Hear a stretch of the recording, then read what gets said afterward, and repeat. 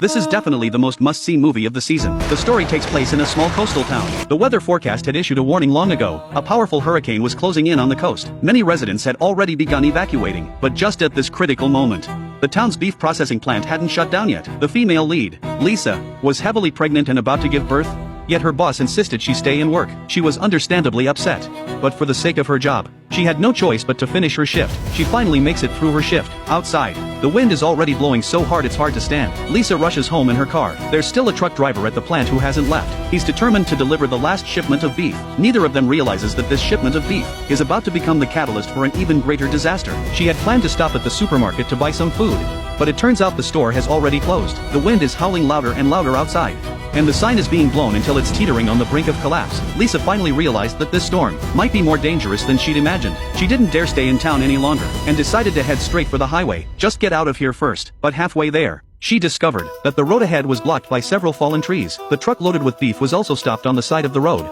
and the driver was pacing anxiously, since this was the main road out of town.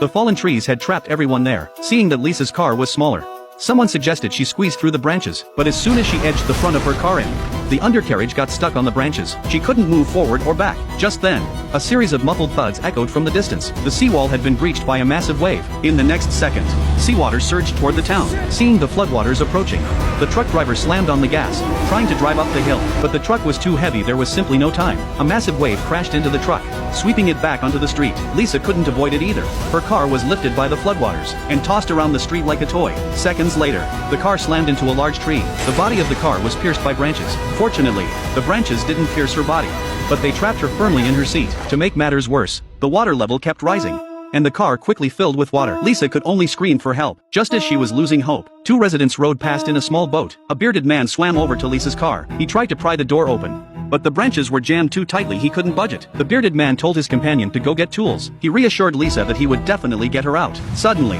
his companion let out a blood-curdling scream. An entire arm was missing. Before the bearded man could react, a girl suddenly shouted at them, telling them to get out of the water immediately. It turned out there were sharks in the floodwaters. The bearded man turned to climb back into the boat, but it was too late. A dark shadow flashed underwater, and he was dragged into the water. Lisa was so terrified she was shaking all over. Meanwhile, the truck driver woke up from his unconscious state. He was trapped inside the wrecked cab. He kicked the door with all his might, and finally managed to kick it open. But before he could crawl out, a shark lunged out of the water. The driver quickly became the shark's lunch. The small town descended into chaos as floodwaters poured into the houses. Meanwhile, the sharks rode the storm surge into town. They caught the scent of beef and blood. They swam around, treating the area as their hunting ground. The girl who had just warned everyone was named Kayla. She was on the second floor, since her house was flooding.